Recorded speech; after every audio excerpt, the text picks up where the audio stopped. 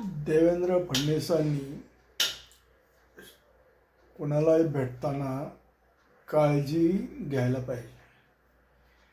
कसं आहे, महाभारतामध्ये संपूर्ण युद्ध हारल्यानंतर धृतराष्ट्राने पांडवांना भेटायला बोलवलं होतं.